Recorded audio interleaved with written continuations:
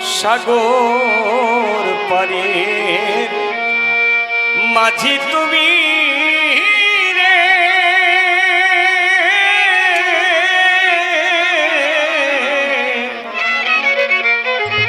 হারে মাঝি চলে কোন দে এসে সাগর পারে মাঝি তুমি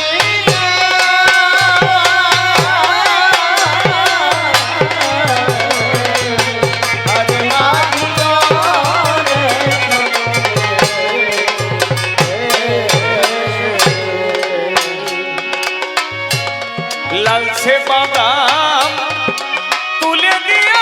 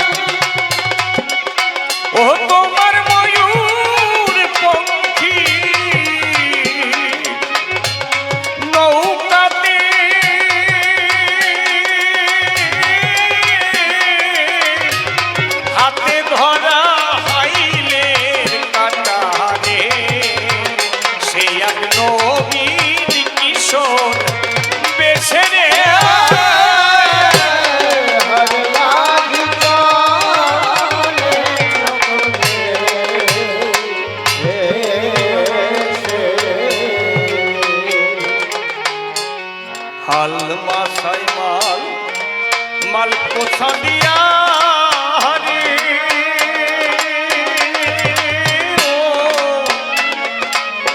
ओ रे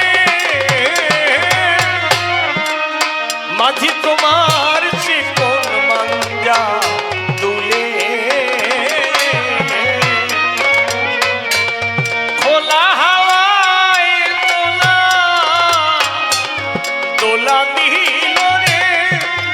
माझी तुम्हार माथार बाबरी चुले आमार गेलो घोमटा खुले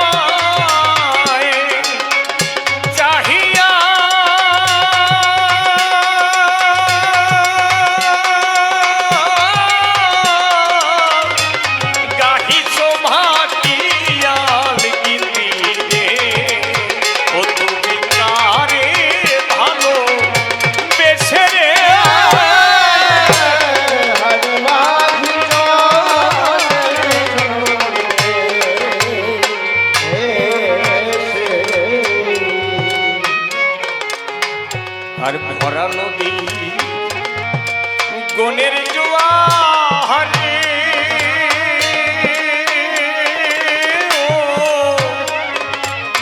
ও রে হারে মাঝি সারে না তো কেউ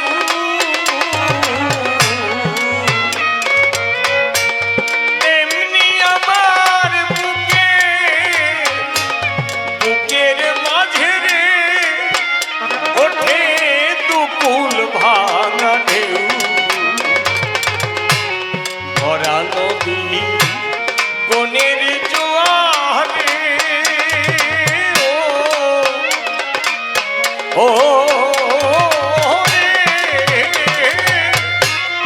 আরে মাঝি ছাড়ে না তো কেউ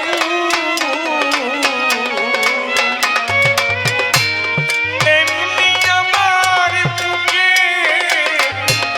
বুকের মাঝে রে ওঠে দুকুল ভাঙা ঢেউ ওই আমার বুকের ব্যথা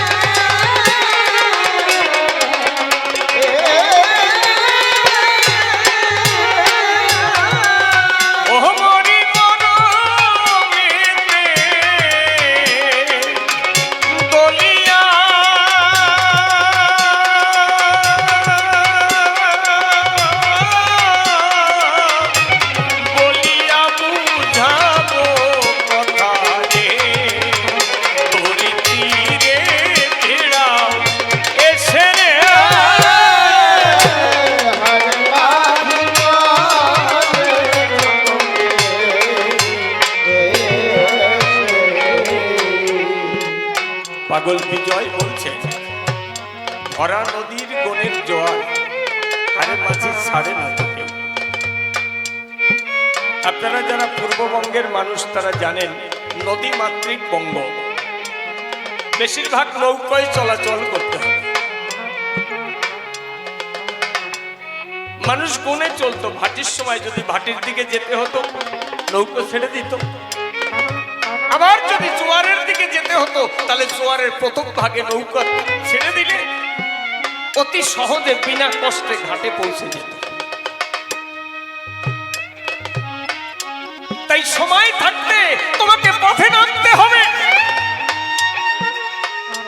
অনেকে ভাবে না বয়স হয়ে গেলে তারপরে করবো, আগে সংসারের জন্য। তোমার চাহিদা, মানুষের চাহিদা আশা কোনোদিন পূর্ণ হয়। আমার বাড়ির সব সমস্যা মিটিয়ে লোকের উপকার করবো, ওটা হয় না। সবার মধ্যে দিয়ে, ওই সবার মঙ্গলের মধ্যে দিয়ে নিজেদের মঙ্গল হয় যদি কেউ সমাজের কর্ম করে। অন্য মানুষের ব্যথাটা নিজের মতন করে একটু ভাবো।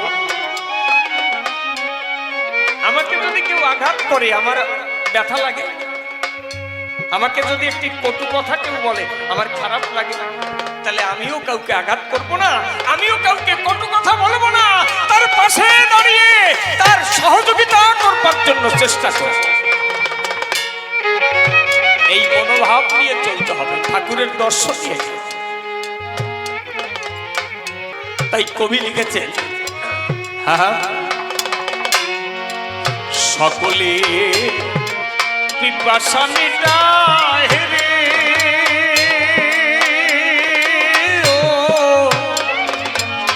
ও রে আরে মাঝি এই নদী জলে কি পিপাসা বুকে বুকে নিয়ে রে নদী সাগর মুখে চলে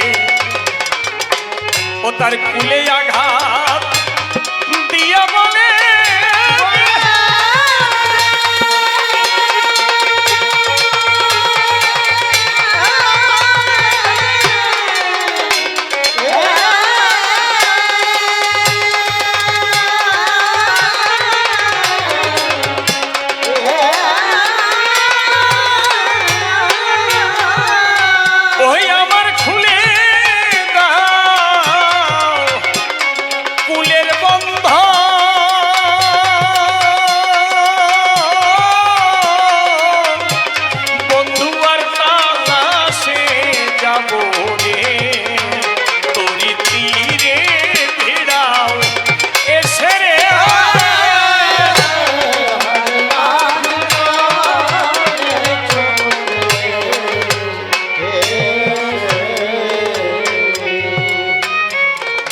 পাগল বিজয় কয়ে দরদি মাঝি রে